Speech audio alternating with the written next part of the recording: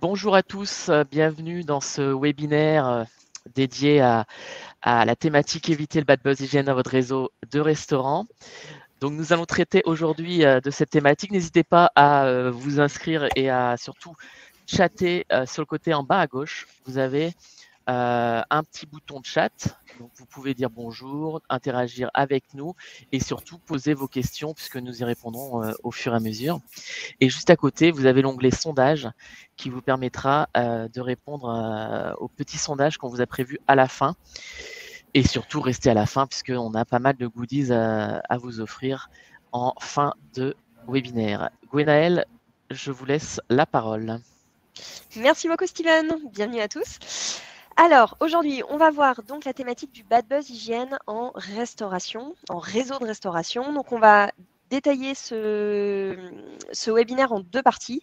La première, c'est comment prévenir le bad buzz. Donc on va se concentrer sur toutes les notions de plan de maîtrise sanitaire, avec la traçabilité, les températures, le plan de nettoyage et de désinfection.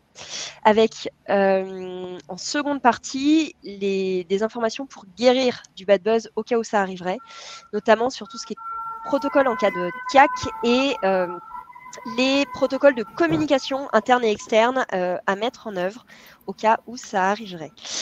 Aujourd'hui, on a la chance d'avoir avec nous Kevin Nicole du réseau SPOC. Kevin, je vais te laisser te présenter. Enchanté, donc je suis Kevin Nicole, le chef du réseau SPOC. Je m'occupe de créer des recettes et surtout aussi de fournisseurs et surtout par rapport à l'hygiène aussi pour la maîtrise de notre réseau. Super, merci Kevin. Donc moi je suis Gwen Averti, je suis la cofondatrice d'Octopus HACCP et nous avons aussi avec nous Najwa. Najwa, je te laisse te présenter. Bonjour, donc moi c'est Najwa Lital et je suis donc la référente qualité chez Octopus HACCP. Et enfin François-Xavier. Bonjour à tous, du coup moi c'est François-Xavier, je suis responsable des grands comptes chez Octopus HACCP. Eh bien, merci à tous d'être avec nous aujourd'hui. Commençons de suite. On va laisser Kevin nous présenter le réseau SPOC et l'histoire de ce magnifique réseau de franchisés. Alors bonjour à tous, du coup enchanté. Et SPOC c'est quoi? C'est une cantine de chefs comme la petite punchline à côté du logo. Pourquoi? Parce qu'on a des chefs dans chaque point de vente. On est ouvert uniquement le midi du lundi au vendredi. Donc on essaie de pas trop rentrer dans des cases, donc on n'est ni veggie, ni healthy, ni street food, ni quoi que ce soit. Alors on touche à tout. Notre force, c'est quand même nos plats du jour qui changent tous les jours. On a 3 plats du jour qui changent tous les jours. Et moi, je m'occupe du coup de créer les recettes et de gérer les fournisseurs et de former les chefs et de m'occuper aussi des ouvertures. On a 40 restaurants dans toute la France. On n'utilise que des produits frais à 100%. Il n'y a aucun produit transformé chez nous et surtout que des produits de saison. C'est-à-dire que la tomate, nous, à partir de fin septembre, elle n'existe plus. La fraise, c'est 1 mois et demi dans l'année. L'asperge, c'est pareil. La figue, c'est pareil. Voilà, que des produits frais de saison et cuisinés sur place. Voilà en gros ce qu'est le réseau SPOC. Super, merci beaucoup Kevin. Alors du coup, Kevin va intervenir tout au long de cet atelier pour partager son expérience dans son réseau sur les différents sujets qu'on va voir autour de l'hygiène et du bad buzz. Alors on va commencer sur la première thématique qui est prévenir le bad buzz. Donc, un des meilleurs moyens pour prévenir un bad buzz, c'est de mettre en place un plan de maîtrise sanitaire et surtout d'harmoniser les procédures et de garantir l'application de ces procédures. Et on va demander à Najwa de nous expliquer comment est-ce qu'on fait tout cela. Merci Gwenaëlle. À toi Najwa. Merci. Donc, le plan de maîtrise sanitaire, donc, pour rappel, c'est un ensemble de documents qui vont décrire les moyens qu'on va mettre en œuvre. Donc, ça va dépendre de chaque établissement pour assurer l'hygiène et la sécurité alimentaire de ses productions. Donc, ça va servir premièrement à décrire tous les procédés qu'on va mettre en place, à mettre en œuvre ces procédés et aussi à faciliter le contrôle, que ce soit auprès des responsables de qualité des établissements, mais aussi en cas de contrôle d'hygiène. Donc, les obligations, on va en avoir là 3 qu'on va annoncer. Donc, premièrement, le respect des bonnes pratiques d'hygiène, donc le BPH, qu'on peut retrouver sur le GBPH, donc le guide des bonnes pratiques d'hygiène et de l'application de la HACCP. La deuxième des choses, donc, c'est le respect de la méthode HACCP. Et pour finir, donc, les procédures de traçabilité et de gestion des produits non conformes. Donc, tout ça, on va le détailler un peu plus tard sur ce webinaire. Il peut être réalisé donc par le responsable qualité ou par un professionnel. Il faut qu'il soit bien sûr adapté à chaque établissement et il faut qu'il soit mis à jour régulièrement en cas de changement sur les procédures ou sur le matériel qu'on utilise, etc. Donc, hop. Le PMS doit contenir donc des documents obligatoires. Donc, la première des choses, des documents concernant le personnel. Donc, on doit avoir tous les plans de formation à la sécurité sanitaire, les procédures relatives à l'hygiène du personnel, par exemple pour la tenue, mais aussi le suivi médical de notre personnel. Ensuite, pour les logos et les équipements, donc on doit avoir bien sûr le plan de nettoyage et de désinfection, un plan de maintenance des équipements et matériels, un plan de lutte contre les nuisibles et aussi les détails sur les approvisionnements en eau. Pour finir, pour la production, donc il faut avoir bien sûr les bonnes pratiques de préparation, des procédures liées à la maîtrise de la HACCP, que ce soit maîtrise des températures, de la traçabilité et des retraits du produit. On doit avoir également donc, tout document concernant la gestion des non-conformités, donc les procédures à suivre en cas de non-conformité, et aussi tout ce qui est analyse, donc que ce soit microbiologique, des audits, etc. Donc on doit avoir ces résultats-là et aussi leur planning de comment ça va se passer, à quelle date, etc. On va rentrer un peu plus dans le détail. Donc, en ce qui concerne le personnel, donc l'obligation, c'est d'avoir au moins une personne par établissement ayant fait une formation HACCP. Donc, ça, c'est très important d'avoir au moins une personne avec cette formation au sein de chaque établissement. Et il faut aussi avoir, bien sûr, un responsable HACCP, donc pas forcément une personne, on peut désigner une personne, par exemple, cette personne qui a fait la formation HACCP, on peut la désigner en tant que responsable afin de vérifier si toutes les procédures ont bien été appliquées et de faire des audits et des contrôles, tout simplement. Ensuite, pour la traçabilité. Donc, la traçabilité, c'est le fait d'être capable de retracer le chemin d'un aliment de la production à l'assiette, tout simplement. Donc, du moment où le produit a été, donc produit tout simplement vendu, reçu, jusqu'au moment où on va le servir sur une assiette à un de nos clients. Donc, pour ce faire, ça se passe en 3 étapes. La première des choses, c'est la traçabilité amont. Donc, ça va être d'identifier les fournisseurs et les denrées qu'on va recevoir, tout simplement. Ensuite, la traçabilité interne, donc ça va être d'identifier les matières premières utilisées au cours de la production et les ingrédients qu'on va utiliser sur cette recette-là. Et la dernière, donc la traçabilité aval, ça va être d'identifier si on fait des livraisons, les professionnels auxquels on va livrer donc ces recettes, donc ces productions, tout simplement, du laboratoire vers le site. Donc, la première des choses, la traçabilité en amont, donc ça va être de garantir l'intégrité de la marchandise livrée. Donc, à chaque fois qu'on reçoit une livraison d'un fournisseur, on doit donc vérifier plusieurs éléments, notamment donc ça peut être le jour et l'heure de la livraison, le nom du distributeur, le bon de livraison, la température du camion, mais on doit également faire un échantillonnage de notre produit. Donc, bien sûr, on ne va pas prendre la température de tous les produits qu'on va recevoir, mais on va prendre les produits le plus sensibles. Par exemple, si on a reçu de la viande à ce jour-là, ou bien du poisson. Donc, on va prendre le nom du produit, la température de ce produit-là et vérifier si elle est bien conforme. Et si la température n'est pas conforme, on doit la renvoyer avec le fournisseur. Donc, on ne doit pas accepter cette marchandise-là. Mais il faut également vérifier donc, la DLC ou la DDM du produit pour vérifier si on a assez de temps pour utiliser ce produit-là. Si la DLC est assez courte, par exemple, on peut aussi la renvoyer au fournisseur si besoin.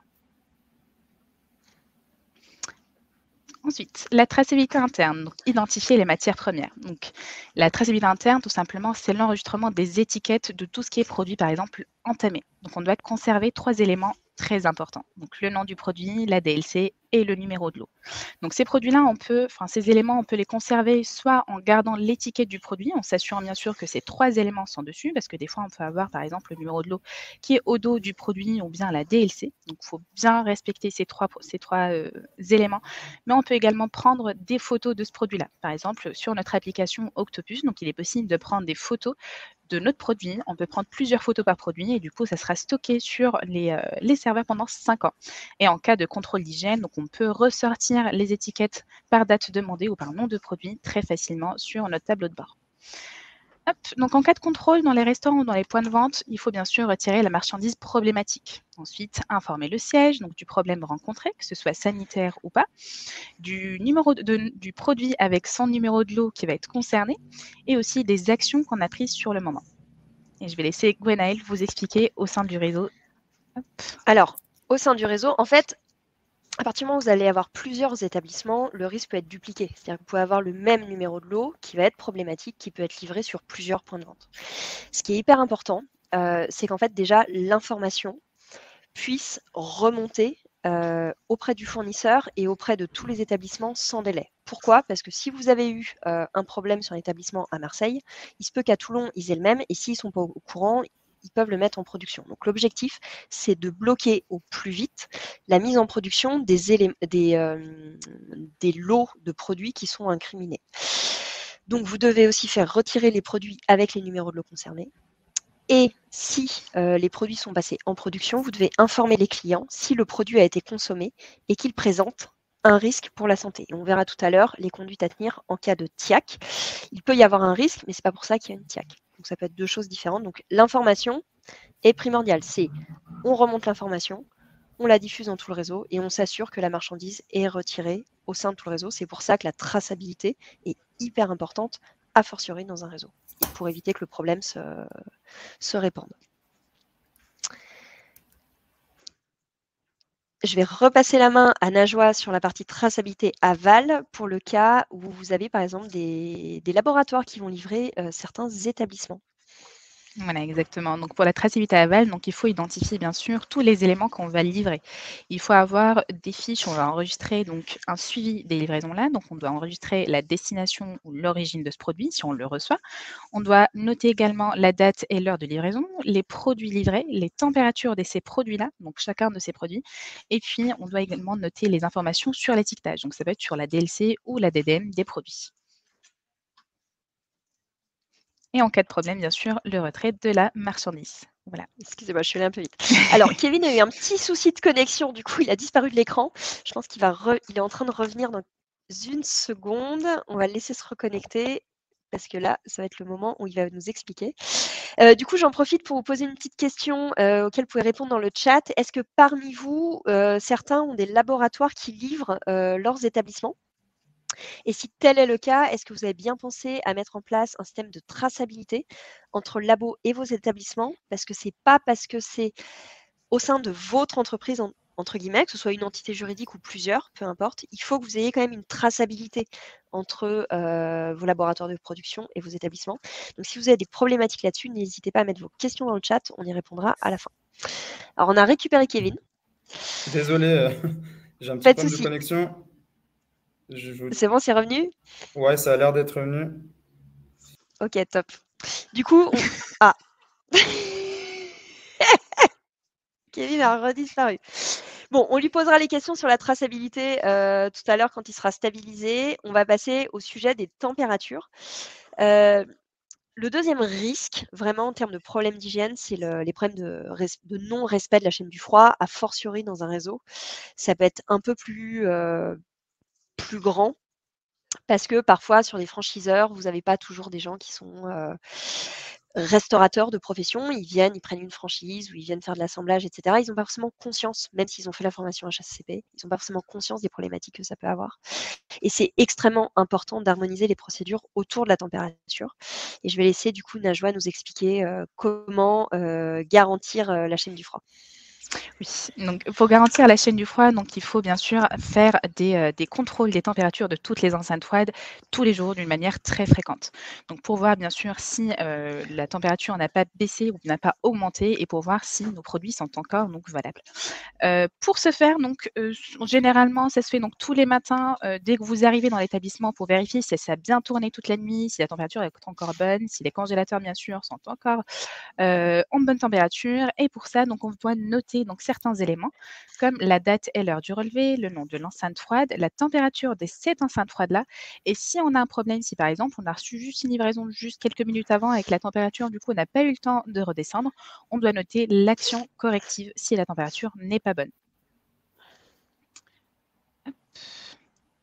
Donc pour les températures aussi, on va voir les refroidissements rapides. Donc, le refroidissement rapide, je pense que vous le connaissez déjà, mais le base de la règle, tout simplement, c'est de faire un passage du produit d'une température élevée, donc à peu près 63 degrés, à une température inférieure à 10 degrés en 2 heures maximum. Et donc, quand on fait ce refroidissement rapide en cellule, donc on doit noter certains éléments comme le nom du produit, l'heure de départ du refroidissement, donc l'heure à laquelle on l'a mis en cellule de refroidissement, la température à ce moment-là quand on vient de le mettre en cellule, l'heure de la fin de refroidissement et la température de fin de refroidissement. Et en cas de dépassement de ces horaires-là ou bien de dépassement de ces températures, donc il est important de mettre des actions correctives. Pour les livraisons, donc, comme on a vu tout à l'heure, donc, il est important de garantir la température pendant les livraisons. Donc, il faut bien sûr avoir des moyens de transport qui vont garantir le maintien d'une température inférieure à 3 degrés pour toutes les denrées, bien sûr, livrées froides. Parce que des fois, on peut faire des livraisons à température chaude et dans ce cas-là, il faudra que ce soit supérieur à 63 degrés. Et dans tous les cas, quand on fait une livraison, donc on doit noter le nom du produit, l'heure de départ ou bien l'heure de l'arrivée, la température du départ et la température à l'arrivée de ce produit-là. Donc, à la fin du webinaire, vous allez recevoir donc des petits cadeaux. On va avoir des fiches de relevé, que ce soit pour les températures des enceintes positives ou négatives, mais aussi pour les suivis des températures, donc pour le refroidissement rapide, pour pouvoir noter vos couples température et temps. Donc, voilà. Alors du coup, on voulait donner la parole à Kevin. On va parler du coup température et traçabilité en même temps. On va commencer par les températures pour finir sur ce sujet. Du coup, Kevin, chez vous, comment est-ce que vous gérez dans le réseau SPOC la notion de routine pour les relevés de température? Parce qu'on sait que dans un réseau, c'est parfois le plus difficile à mettre en place. C'est s'assurer que tout le monde le fasse bien. Oui, c'est ça. D'autant plus que le fait qu'on soit ouvert que le midi et que nous fassions tout sur place, le temps accordé à l'hygiène est plutôt très court. Donc, il a fallu trouver des combines pour essayer de rendre ça un peu invisible. En gros, nous, on fait 2 relevés de température vu qu'on est ouvert que le midi. Un à l'entrée du restaurant. Donc, dès que la première personne qui rentre dans le restaurant, qui ouvre le resto, fait ses premiers relevés de température avec un petit café, il prend son café, il sait qu'il y a le relevé qui va avec. Et puis à la fermeture du resto. Donc en général, c'est entre 15h et 16h, 16h30, pareil, avant de clôturer le resto, avant de clôturer la caisse, petit tour au niveau des frigos. Et puis grâce du coup à l'application, tout est digitalisé, donc c'est assez rapide à faire et ça fonctionne bien comme ça. Ouverture, fermeture. Voilà. Ouais, et on vous conseille vraiment cette routine qui est une super bonne idée, qui est de se dire en fait café température quoi. Vous prenez un café, c'est votre premier truc du matin, vous prenez vos Café températures, relevé. vous êtes sûr de. Allez, voilà, c'est ça va ensemble. Quand on préparait cet échange, tu nous parlais aussi de. Vous pouvez avoir des soucis sur la gestion de certains appareils, type les vitrines. Comment est-ce que vous faites pour vous assurer, de bien vérifier, parce qu'une vitrine, ça chauffe un peu plus, c'est ouvert, ça peut être dans un caisson, bref. Comment vous gérez? Déjà, la confiance n'exclut pas le contrôle et du coup, on rajoute des thermomètres manuels dans chaque vitrine ou dans chaque frigo, en plus de l'affichage digital. Et puis en plus, dans un frigo, la température n'est pas la même selon l'endroit. Dans des vitrines réfrigérées ouvertes, comme on peut avoir dans nos restaurants, quand elles sont ouvertes, elles vont être au fond à la bonne température et devant un peu moins. Donc, il y a aussi ce thermomètre qui est là en sécurité. Et puis, après, c'est un contrôle constant. Grâce au matin, grâce au soir, et de vérifier quand même malgré tout, malgré sur les températures, de vérifier aussi si ce qui a été mis à l'intérieur n'a pas trop bougé, si ça n'a pas chauffé. On s'en rend compte, un appareil frigorifique qui est tombé en panne dans une nuit, par exemple, nous, c'est ce qui pourrait nous arriver de pire puisque le resto est fermé quand même de 16h à 7h le matin le lendemain. On s'aperçoit assez rapidement le temps qui se remette en place, le temps qui se remette en froid, on ressent assez s'il y a eu un problème. Donc il y a ces relevés de température, il y a les thermomètres en plus, et après il y a l'œil humain aussi qui va aller voir si ce qui a été mis à l'intérieur n'a pas été altéré par une petite hausse de température. Ouais, on reste pas d'un point de vue machine, on réfléchit un peu et on regarde ce qu'on fait pour être sûr qu'il n'y ait pas de problème dans nos frigos. Tout à l'heure, on parlait de traçabilité. Du coup, toi, dans ton réseau, comment est-ce que tu mets en place les bonnes routines pour t'assurer qu'ils fassent leur traçabilité et faire en sorte qu'il n'y ait pas d'erreur et qu'il n'y ait pas de perte d'infos? Ouais, la seule rigueur que je leur demande, c'est de mettre les étiquettes de côté. Pas forcément de les prendre en photo tout de suite parce que ça nécessite d'aller chercher la tablette si on l'a pas sur place. Ça peut prendre un peu de temps vu que on est hyper timé le matin. Donc, je leur dis mettez tout de côté, c'est pas grave. Et une fois que le service sera terminé, là, vous reprenez toutes vos étiquettes et vous allez les prendre en photo. Ça va prendre 10 minutes pour faire l'intégralité des photos au lieu de perdre à chaque fois 3-4 minutes sur chaque étiquette. Donc ça, c'est une première chose. Et puis après, une fois que c'est stocké et bien stocké dans la tablette, on les retrouve assez facilement Et voilà, mais pas forcément d'avoir la rigueur de le faire sur le moment, mais au moins de la garder pour pouvoir le faire Ouais. très calmement, au propre, dans un moment où on court plus après le temps, en fait. Voilà. Ce qu'on conseille souvent dans cette technique-là, c'est de se dire, voilà, mettez un bac sur le plan de travail, vous mettez tous vos emballages dedans et hop, fin de service, on aligne tout, on prend tout en photo et comme ça, on est sûr qu'on n'a rien oublié. Exactement. Et en effet, la gestion du temps quand on doit préparer en fait son service est hyper tendue. Et le fait de devoir de timer tous ces relevés HSCP dans la matinée, c'est quand même quelque chose d'assez sportif. La bonne organisation du temps de travail des équipes est hyper importante pour garantir qu'on fasse le service à l'heure avec tout ce qu'il faut dans les vitrines, quoi. Et je rajouterais aussi le fait que tout soit digitalisé. À une autre époque, on aurait pu même avoir cette même méthode de tout décaler et de faire ça plus tard. En tout cas, de ranger, de tracer, de faire des écritures. Mais le fait que ça prenait plus de temps, même on le zappait après au bout d'un moment. Là, c'est tellement simple en fait que du coup, on sait que ça va pas nous, même après le service, on va être fatigué ou quoi que ce soit, on aura déjà 8 heures dans les jambes. On sait que ça va nous prendre que même pas 10 minutes. Donc c'est plus c'est facile à assez faire. efficace de le décaler à un moment où on est plus tranquille, quoi.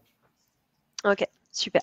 Donc, élément hyper important, maîtriser la température, les contrôles et la traça. Ça, c'est clé pour éviter les bad buzz d'hygiène. Enfin, le dernier sujet, qui est un sujet hyper important sur les problématiques d'hygiène, c'est tout ce qui est plan de nettoyage et de désinfection. Et on va demander à Najwa de reprendre la parole pour nous faire un rappel réglementaire sur qu'est-ce qui est obligatoire en point de vente et restauration sur tout ce qui est le plan nettoyage et désinfection et surtout comment est-ce qu'on le met à jour si jamais vous avez des PND qui ne sont pas forcément à jour sur certains de vos établissements. Exactement. Donc, pour le plan nettoyage et désinfection, donc la première des choses qui est obligatoire, donc c'est de l'avoir, donc c'est d'élaborer le plan nettoyage.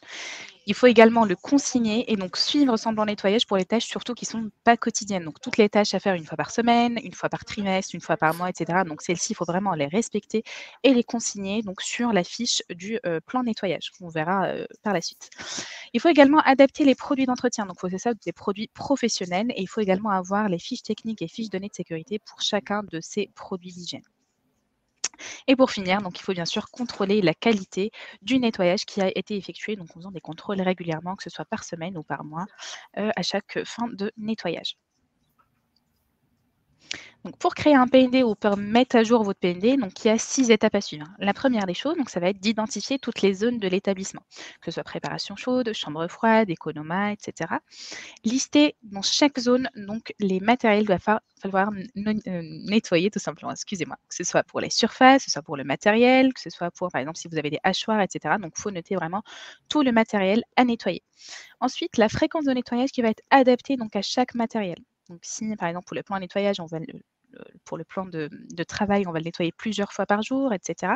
Il faut vraiment donc l'adapter à chaque surface et chaque matériel. Par exemple, pour le sol, les poignées qui sont extrêmement touchées, donc on va les nettoyer une fois par jour. Et pour tout ce qui est mur et porte, donc une fois par semaine, par exemple. Ensuite, il faut détailler donc le mode opératoire de chaque tâche qu'on va faire. Par exemple, pour tout ce qui est matériel sensible, etc. Donc, il faudra bien débrancher, par exemple, notre matériel, le frotter, laisser agir, rincer. Mais il faut également notifier donc le matériel de nettoyage. Si on utilise des brosses, des lavettes, des raclettes, il faut faire attention, bien sûr, au matériel interdit. Par exemple, tout ce qui est éponge. Donc, ça, il ne faut pas les utiliser dans le plan nettoyage parce que, donc, en fait, c'est des nids à bactéries qui vont salir, en fait, nos plans de travail plus qu'autre chose. Et bien sûr, il faut rajouter le matériel de nettoyage dans notre plan nettoyage également pour qu'il soit nettoyé et désinfecté lui aussi. Pour finir, donc les produits, donc il faut que ce soit certifié nettoyage en contact avec les denrées alimentaires en respectant les normes donc, françaises et les normes européennes. Et comme j'avais dit tout à l'heure, donc il faut que ce soit bien sûr, il faut avoir les fiches techniques et les fiches de données de sécurité pour chaque produit afin de respecter et de savoir donc, connaître le tact pour chaque produit. Le tact qui est donc la température, l'action mécanique, la concentration et temps de contact. Et pour finir, donc la fiche d'enregistrement dont j'ai parlé tout à l'heure, où on pourra donc consigner l'intégralité des tâches qui vont être effectuées, donc que ce soit par jour, par semaine ou par mois.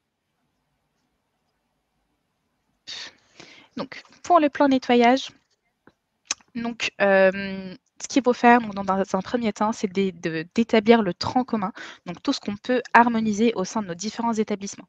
Donc, par exemple, toutes les zones qu'on va avoir en commun, les cuisines, les laboratoires, les comptoirs, le matériel en commun, les fours, les enceintes froides, les fréquences de nettoyage, si on a le même matériel, donc on peut avoir les mêmes fréquences, le mode opératoire, les produits d'hygiène, donc ça serait mieux de les harmoniser sur tous les établissements afin d'avoir donc les mêmes fiches techniques et fiches de données de sécurité sur tous les établissements, et aussi donc tout ce qui est personnel en charge, donc les fonctions tout simplement.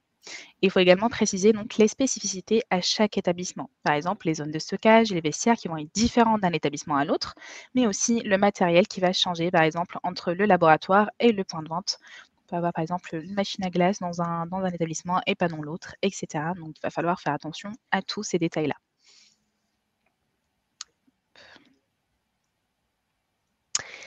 Du coup, côté plan de nettoyage, chez Spock, comment est-ce que vous avez géré la création des plans de nettoyage de chaque établissement? Parce que chaque établissement, vous avez à la fois une trame commune, mais en même temps, vous vous adaptez aussi au bâtiment, vous adaptez aussi à la surface, Exactement. vous avez des très grands établissements, des tout petits corners, vous avez voilà, des typologies très différentes.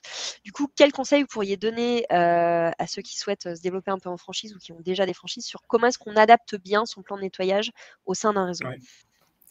Bah, déjà, le fait d'être une franchise, on a à peu près le même matériel partout, il faut qu'on puisse produire la même chose dans chaque restaurant. Donc, on a quasiment, à quelques instruments près, on a quasiment le même matériel partout. Donc déjà, le four, je sais pas moi, la plonge, les postes de travail, etc. On a pu établir une récurrence de nettoyage et on a ce petit tableau qui est à disposition dans la tablette Octopus. Ensuite, ça a été aussi à chaque ouverture de restaurant et à chaque création de compte Octopus, où tous les frigos sont différenciés. Et là, pour le coup, c'est un peu propre à chaque établissement. Donc, du coup, C'est on toute laisse la faire partie les franchisés. spécifique. Exactement. Ça, c'est la frigo du chef, ça, c'est le frigo du manager, etc. Ensuite, grâce à ça, on fait le lien direct avec le plan de nettoyage. Et ensuite, nous, bah, on va s'assurer que le plan de nettoyage soit bien respecté. Donc, déjà, on va regarder si le tableau est rempli. On va aller voir si c'est propre aussi. Hein. On a des animateurs réseau qui sont là pour ça. Et tu m'as dit que vous Et faisiez puis, aussi passer des labos pour vérifier. Alors, c'est le plan de nettoyage, mais exactement. c'est aussi plein d'autres choses. C'est Ouais, la traça, c'est vérifier que toutes les exactement. procédures sont mises en place. Vous Voilà, les c'est faites ça. passer combien de fois par an? Ils passent 4 fois par an et à chaque fois, ils font des prélèvements de surface, des prélèvements de préparation aussi, froide et chaude. Et puis comme ça, bah, si il y a des petites lacunes à droite à gauche, et ben on les rectifie tout de suite. Ils nous font un plan d'action. Alors c'est un laboratoire qui est payant évidemment, mais c'est une vraie sécurité aussi pour nous, pour nos restos, pour l'image de Spock. Il faudrait pas justement qu'on ait un bad buzz et je crois que grâce à ça, on n'en a pas. Voilà. Je touche du bois, mais grâce au fait de surveiller toujours, il faut faire attention. L'erreur est humaine, on peut très vite tomber dans une erreur grossière et qui ne se voit pas forcément. Donc, on a besoin de se sécuriser. Alors, évidemment, l'outil Octopus est parfait pour ça, mais il faut quand même avoir l'œil humain et nous derrière aussi aller vérifier que tout se passe bien, quoi. C'est super important, la prévention, la mise en place de procédures et le contrôle. Ouais. Parce qu'on peut avoir confiance, mais contrôler, ça permet aussi d'expliquer et parfois de rectifier le tir quand il y a des petites incohérences sur certains sites. C'est hyper important. Voilà, on est là pour les accompagner. C'est même plus de l'accompagnement vraiment que du contrôle. C'est vraiment les aider à faire en sorte qu'on glisse pas vers une erreur, quoi. C'est top. Non, mais vous avez raison. Excellente stratégie. Merci, Kevin. On va passer à la deuxième étape qui est donc, même si on a mis en place toutes les procédures, même si on les a fait appliquer, même si on a tous les outils qui nous permettent de nous assurer que tous les établissements le font bien, parfois, il y a une catastrophe qui se produit. Alors, ça peut être des problèmes à différentes échelles. Ça peut être soit des commentaires négatifs qui peuvent arriver sur des réseaux sociaux, soit ça peut être des choses un peu plus graves qui, pour le coup, font vraiment le tour des réseaux sociaux et menacent carrément l'image de marque. La question, c'est qu'est-ce qu'on fait et comment est-ce qu'on arrive à sauver son enseigne malgré un bad buzz. Du coup, le premier sujet qu'on veut voir ensemble, c'est les protocoles en cas de TIAC. Et on va demander à Najwa de nous expliquer qu'est-ce que c'est une TIAC et comment on la gère. Parce qu'en fait, il y a un protocole officiel. Il y a quelque chose de réglementaire qui est écrit là-dessus. Merci Manel. Donc une TIAC, c'est une toxi-infection alimentaire collective, donc qui va être identifiée dès l'apparition des mêmes symptômes chez au moins 2 personnes ayant consommé le même aliment ou bien des repas identiques. Donc ça fait partie des déclarations obligatoires, donc des maladies à déclaration obligatoire. Et donc dès qu'on constate une TIAC, donc il y a 3 étapes à suivre. La première des choses, donc ça va être d'alerter. Donc il faut réaliser la déclaration obligatoire, bien sûr. Donc c'est un document unique pour signaler justement ces toxi-infections collectives, tout simplement, auprès soit du médecin inspecteur de l'ARS ou bien auprès du service de la qualité et de la sécurité alimentaire sanitaire de l'alimentation. La deuxième des Donc, vous choses, pouvez trouver tous ces coordonnées sur Internet en fonction du département où vous êtes. Vous allez avoir des contacts différents pour l'ARS et chaque département a des coordonnées qui sont disponibles et rappelle le protocole, etc. Donc, rapprochez-vous des informations que vous pourrez trouver sur le web pour votre département pour savoir quelle est la conduite à tenir en cas de TIAC. la deuxième étape, ça va être de conserver donc tous les éléments qui vont être nécessaires à l'investigation donc pour voir l'origine tout simplement de cette intoxication. Donc ça peut être les aliments ou les restes du repas. Donc on va les garder bien sûr en enceinte froide à une température qui va être inférieure à 3 degrés. On peut garder également les plats témoins si vous en avez. Donc si vous êtes en établissement en restauration collective, donc il faut garder les plats témoins avec les étiquettes des produits utilisés. Et aussi, si nécessaire, donc tout ce qui est échantillon de sel ou bien de rejet gastrique. Voilà. La troisième étape, donc, ça va être de réunir les éléments d'information nécessaires à l'investigation pour les 5 jours précédant les premiers symptômes. Donc, ça peut être le nombre de convives pour chacun des repas, la liste des malades avec leur âge, les symptômes, les dates de début de ces symptômes-là, la composition des repas collectifs consommés par chaque malade, et puis la liste des agents du personnel en service donc, qui ont été là ce jour même de cette infection. Hop. Donc merci Najwa. Donc ça c'est le protocole officiel à mettre en place en cas de TIAC. Donc c'est important que dans votre réseau vous ayez en fait toute la procédure qui soit en place pour que vous puissiez la dérouler et que vos établissements aient tout le protocole pour qu'ils puissent le dérouler au cas où il y aurait plus de un client, donc 2 clients qui viendraient se plaindre pour une consommation le même jour. Donc ça c'est obligatoire, vous devez le déclarer. Et donc pour ça il faut que vous mettiez en place le protocole. Une fois qu'on a déclaré ça, administration, comment est-ce qu'on gère en fait la communication interne et externe? Une des premières clés, déjà, c'est de prendre son temps pour préparer une réponse commune et claire. Si vous vous rendez compte qu'il y a eu un vrai problème au sein de d'un de vos établissements, il faut faire une réponse. Ne le faites pas à chaud, faites-le correctement pour que ce soit commun, c'est-à-dire que tout le monde ait le même niveau d'information et que ce soit clair. Il faut ensuite que vous fassiez un communiqué interne pour parler d'une seule voix vers l'externe. C'est-à-dire que vous allez devoir communiquer auprès de vos franchisés, auprès de votre réseau, comme auprès de vos clients. C'est aussi important de soigner la communication interne que la communication externe. Un des conseils, c'est évidemment de reconnaître les faits, s'ils sont vrais, et de s'en excuser. Il faut rassurer, annoncer une enquête, un audit pour connaître les causes et corriger le problème. Juste après, on va voir un exemple qui s'est produit très récemment dans une grande enseigne et comment est-ce qu'ils ont réagi. Quatrièmement, ensuite, il faut annoncer les résultats de l'enquête. Il faut aussi prévoir des formations internes pour rappeler le plan de maîtrise sanitaire. Donc, c'est, comme le disait Kevin, accompagner en permanence les sites. C'est extrêmement important parce que tout le monde est un peu démuni en cas de catastrophe, évidemment. Et enfin, prévoir un plan de communication sur le temps long pour rassurer vos clients. Et là, je vais vous montrer le cas de ce qui s'est passé dans une grande enseigne et qu'on ne souhaite absolument pas qu'il vous arrive à chacun d'entre vous. C'est le cas de Quick. C'était début octobre. Il y a un internaute qui a trouvé une souris dans un burger qu'ils ont commandé chez Uber. Et donc, ça a fait le tour du web, évidemment, parce qu'avant de prévenir l'enseigne, la consommatrice a pris des photos et l'a mis sur Twitter. Donc, qu'est-ce qu'a fait Quick dans ce cas-là?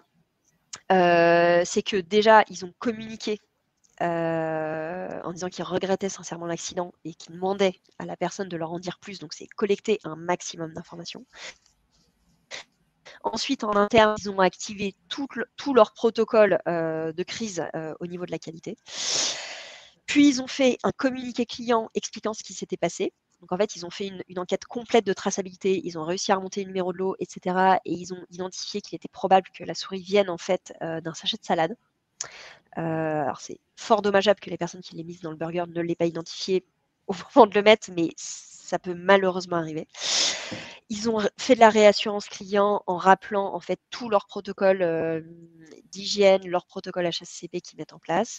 Et ensuite, après, ils ont continué à travailler évidemment sur de la rassurance de marque. Donc, on ne vous souhaite évidemment pas qu'un tel cas se produise. Ça peut être assez catastrophique à l'échelle d'un réseau, mais ça peut arriver et du coup, c'est important de suivre toutes les étapes pour rassurer le consommateur et garantir l'application des process de votre établissement. Donc, suite à cet épisode qui, heureusement, n'est pas arrivé et n'arrivera pas chez Spock, on voulait interviewer un peu Kevin sur ce qui peut arriver sur des cas un peu moins graves qu'une souris quand même dans un plat, mais parfois on a des clients qui ne sont pas forcément contents et qui veulent faire un peu de bad buzz sur les réseaux. Et comment est-ce que vous, chez Spock, vous arrivez à gérer ce genre de situation? Quel protocole vous avez mis en place en fait? Et ben en fait, alors là, je vais parler vraiment au nom d'un travail en tant que franchiseur. Nous, on a une personne qui s'occupe des réseaux sociaux. C'est son métier. Et donc, c'est lui qui met tout ça en place, puisqu'il va recevoir tous les avis, il gère tous les comptes Instagram de nos restos, et du coup, il va gérer les avis. Alors déjà, effectivement, il faut répondre à chaque fois, il faut jamais laisser ça en suspens. Et puis voilà, il faut s'excuser, il faut pas forcément non plus aller lui offrir le restaurant à vie, mais peut-être un petit geste commercial, ça peut faire plaisir, et puis surtout essayer de le faire revenir le plus vite possible dans le restaurant pour lui prouver qu'on s'est trompé une fois, ça peut arriver. Effectivement, il faut le reconnaître, l'erreur est humaine. Les contre-arguments de mais non, c'est pas vrai ce que vous dites, ça marche pas et ça dessert l'image, je trouve. Donc il faut l'accepter. On peut rien y faire de toute façon, on peut pas plaire à tout le monde. Et du coup, y répondre à chaque fois. Nous, on a des phrases un peu bateau au début, mais si on peut personnaliser le message, c'est encore mieux. Et puis après, surtout, action corrective tout de suite en interne, essayer de comprendre ce qui s'est passé, et puis rectifier le tir si jamais vraiment c'est quelque chose de très grave, quoi. Est-ce que vous avez eu des cas où vous étiez vraiment parti d'un mauvais commentaire et le client a modifié ou a rajouté un autre commentaire hyper positif? Ça vous est déjà arrivé? Vous dire, voilà, là, on a vraiment réussi à retourner en fait la situation et à montrer notre savoir-faire.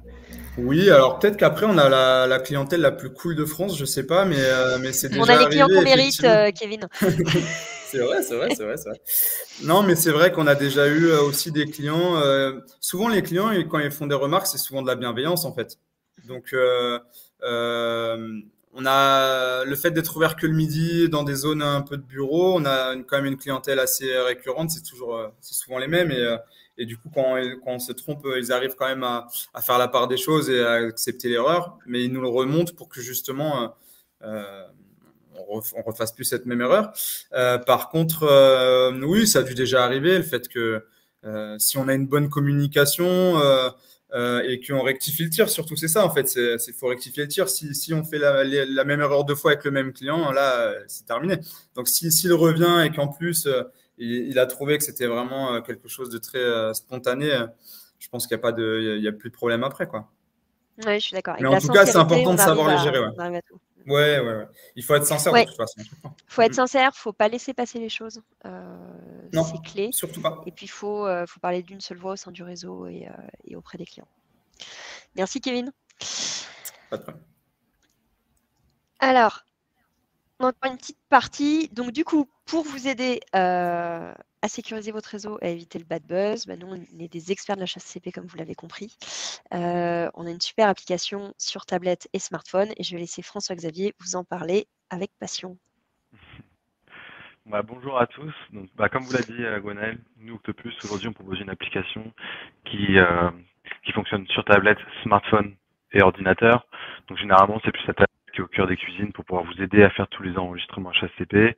Et l'ordinateur, par exemple, ça pourrait être l'outil de Kevin qui lui permet en temps réel de contrôler ce qui se passe dans tout son réseau, être alerté en cas de non-conformité et du coup de pouvoir réagir sans avoir à se déplacer directement dans son établissement. Je vais juste passer le slide suivant.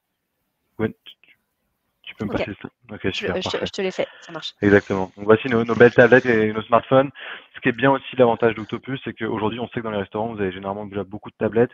Nous, on n'impose pas notre matériel. Donc, c'est-à-dire que vous pouvez déjà utiliser votre propre matériel, mais si vous avez besoin, on peut vous en vendre ou vous en louer. C'est comme vous préférez. Et du coup, en gros, les bénéfices d'Octopus, ça va être sur 2 niveaux. Donc, il va y avoir au niveau des établissements, vraiment l'intérêt principal, c'est de faire gagner du temps aux équipes, supprimer les archives papier, parce qu'on sait qu'aujourd'hui c'est très chronophage, ça prend énormément de place, et le jour du contrôle, c'est pas facile de retrouver toutes ces informations-là. Donc vraiment le but d'Octopus, c'est de faire gagner du temps aux équipes et de pouvoir centraliser toutes les informations. Donc ce qui permet aussi à la tête de réseau, au niveau de la direction, en fait, de pouvoir contrôler à distance tous ces enregistrements-là, avoir une vision globale et du coup de mieux maîtriser et piloter la qualité dans son réseau. Aujourd'hui, Octopus, nous, ça s'articule autour de 2 gros piliers. Un, c'est l'application. Donc déjà, nous, on a à cœur, on travaille tous les jours pour proposer l'application la plus simple possible à nos clients. Donc, c'est vraiment très peu de clics. C'est hyper ludique et du coup, les équipes cuisine la prennent très facilement en main. Après, ce qui est bien aussi, c'est qu'on sait s'adapter à tout type de cuisine. Donc, on est très flexible. Et donc, par exemple, ce qui est bien, c'est que l'application va fonctionner avec et sans connexion Internet. C'est-à-dire que même si vous n'avez pas du Wi-Fi partout dans vos établissements, c'est pas grave. Il suffit juste d'une connexion le matin pour charger les tâches de la journée et le soir pour envoyer les données sur nos serveurs. Toutes vos données sont sauvegardées pendant 5 ans sur 2 serveurs physiques distincts. Vous êtes vraiment tranquille. Vos données sont au chaud. Et ensuite, vraiment, le deuxième pilier qui est hyper important pour nous et du coup pour vous aussi, et encore plus quand on a un réseau de franchise, c'est tout l'accompagnement qu'on va vous proposer. Et donc ça va se faire généralement en 3 ou 4 étapes. La première étape, c'est ce qu'on appelle le paramétrage sur mesure de l'application.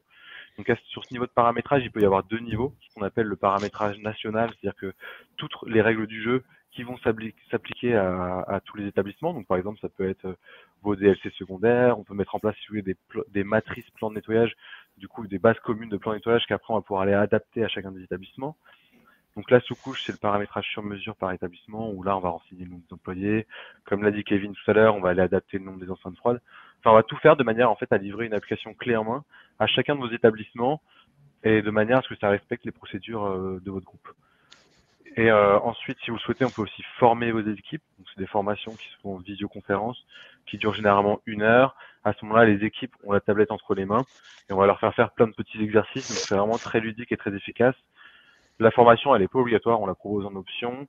Et si vous le souhaitez, de toute façon, tous les mois, on organise aussi des formations gratuites où en fait, on invite tous nos clients. Et ceux qui veulent avoir des sessions de rattrapage de formation peuvent s'inscrire et participer à cette formation. Et ensuite, ce qu'on fait avec nos clients, on met en place des points de suivi qui sont hyper importants. Donc le premier, il est après les 15 premiers jours d'utilisation de l'application, parce que c'est généralement là où nos clients vont avoir des questions liées à l'utilisation, ou pourquoi pas des petits changements de demande, de changement de paramétrage. Donc on peut faire un bilan à ce moment-là, et après on va mettre en place des points tous les 3 mois, de manière à nous assurer que vous avez toujours une application à jour et qui colle toujours avec vos différentes procédures. Donc là, on vous a fait une petite liste des modules qu'on propose. Donc c'est une liste qui est non exhaustive, mais globalement, sur la traçabilité avec Octopus, vous allez pouvoir faire votre contrôle à réception. Donc par exemple, contrôler la température du camion ou la température de vos produits. Ce qui est très pratique sur cette étape-là aussi, c'est qu'il y a la possibilité de prendre en photo votre bon de livraison, donc de pouvoir faire la traçabilité amont. Ensuite, par rapport à l'archivage des étiquettes, Kevin l'a très bien. En fait, avec Octopus, on n'a plus besoin de découper les étiquettes, qui est une tâche très chronophage aujourd'hui au sein des cuisines. Simplement, vous les prenez en photo, et elles vont s'archiver à la date du jour. Donc, ça prend 2 secondes pour les prendre en photo.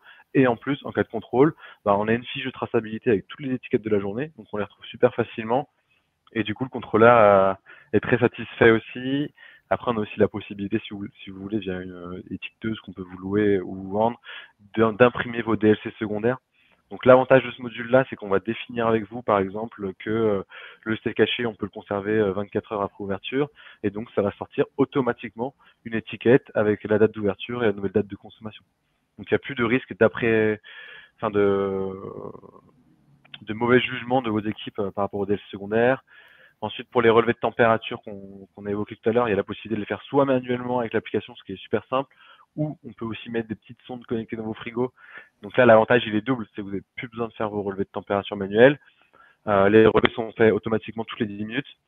Et en plus, du coup, vous avez des alertes par mail ou SMS s'il y a un frigo qui tombe en panne. Donc, ça permet de pouvoir sauver de la marchandise s'il y a des frigos qui tombent en panne. Ensuite, il y a la possibilité de faire du suivi de refroidissement rapide. On peut faire vos liaisons, c'est-à-dire que si vous avez des labos qui travaillent avec des établissements, on sait faire la liaison d'une tablette à l'autre Octopus avec la température de départ et la température d'arrivée, de manière à prouver que vous êtes bien garanti le froid durant le transport. Et après, on va avoir aussi un bloc qui va être sur les tâches et contrôles. Donc, on va pouvoir intégrer votre plan de nettoyage si vous les avez. Donc, si on a ça là-dessus, il y a 2 écoles. On a des clients qui ont des super plans de nettoyage, qui en sont très contents. Ils nous les envoient et on les paramètre à l'identique, c'est-à-dire qu'on va reprendre les mêmes zones, les mêmes tâches, associer les mêmes fréquences à récurrence. Après, ça arrive aussi souvent, on a des clients qui ont des plans de nettoyage qui sont plus trop à jour ou qui ont été pas fait un peu à la va-vite au démarrage. Du coup, dans notre formule aussi, on propose de les refaire ensemble.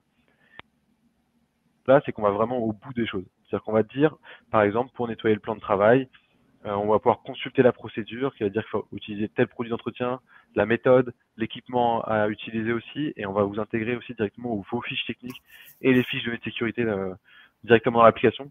Vraiment, le but, c'est que vous ayez tout sous la main et que le jour du contrôle, vous donnez votre tablette au contrôleur et il y aura toutes les informations qui sont dedans. Possibilité aussi de faire vos contrôles des huiles. On a un module document qui est très pratique, qui a un espace de stockage digital où en fait dedans on vous propose de pouvoir intégrer tous les autres documents qu'on pourrait vous demander lors d'un contrôle. Donc par exemple votre plan de maîtrise sanitaire, vos résultats de prélèvement de surface, enfin vraiment tout ce qu'on pourrait vous demander.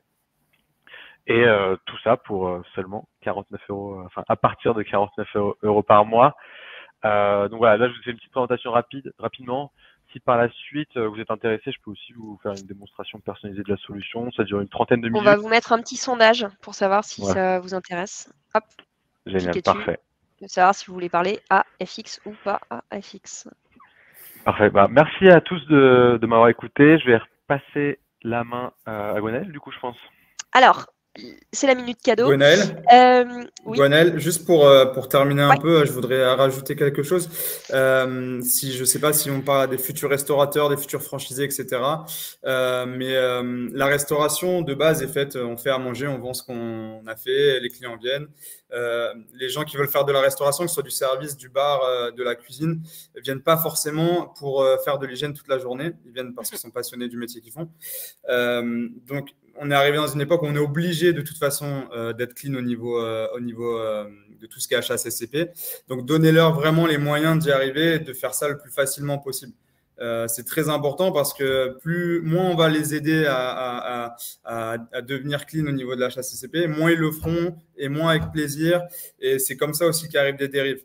Donc, il faut aussi qu'en tant que franchiseur ou restaurateur, on donne les moyens aux personnes qui vont être sur le terrain pour pouvoir faire ça. C'est très important. On ne peut pas se plaindre de quelqu'un si la chose a mal été faite alors qu'on ne lui a pas donné les moyens. Voilà, c'est juste ce que je voulais rajouter. C'est super important. Merci beaucoup, Kevin. Oui, non, c'est important d'accompagner. C'est ce que tu disais, vous, chez Spock, vous accompagnez énormément vos franchisés. C'est aussi ce qui fait le succès de la chaîne. Vous avez combien d'établissements aujourd'hui ? 40 et on a 10 ouvertures prévues avant l'été de l'année prochaine. Ouais. Donc, c'est aussi parce que vous les accompagnez correctement et en général, quand ils viennent avec vous, ils restent longtemps et ils sont heureux chez vous. C'est parce que vous leur donnez les outils et que vous les accompagnez correctement. Donc, merci beaucoup pour ce témoignage, Kevin. Et moi aussi, je vous file des petits goodies. C'est bientôt Noël. On va vous envoyer, vous allez recevoir donc par email un fichier Excel pour vous aider à construire votre plan de nettoyage si jamais vous n'en avez pas ou pour le mettre à jour si vous en avez besoin. Vous verrez, c'est super facile à faire. Il suffit de modifier des zones, des lignes. Vous avez tout qui est dedans. Vous allez avoir une affiche à imprimer pour le lavage des mains. Toujours important de le rappeler en cuisine. Un guide sur les franchises et les réseaux de restaurants qui a été rédigé par Najwa. Si vous êtes plutôt en réseau de boulangerie, vous aurez aussi un guide sur les réseaux de boulangerie. Et on va vous donner aussi des fiches pour faire vos relevés de température enceinte froide positive et négative et les descentes en température en attendant que vous passiez sur une super appli comme Octopus HACCP. Je vous propose de nous poser vos questions. Surtout, n'hésitez pas. On a la chance d'avoir Kevin, donc de lui poser vos questions si vous avez des questions liées au réseau de franchise. Vous avez 5 minutes pour les saisir dans le chat et on se fera un plaisir d'y répondre tout de suite. Je vois que Raphaël est en train de commencer à saisir sa question, donc n'hésitez pas à aller au bout, Raphaël. on vous répondra avec grand plaisir.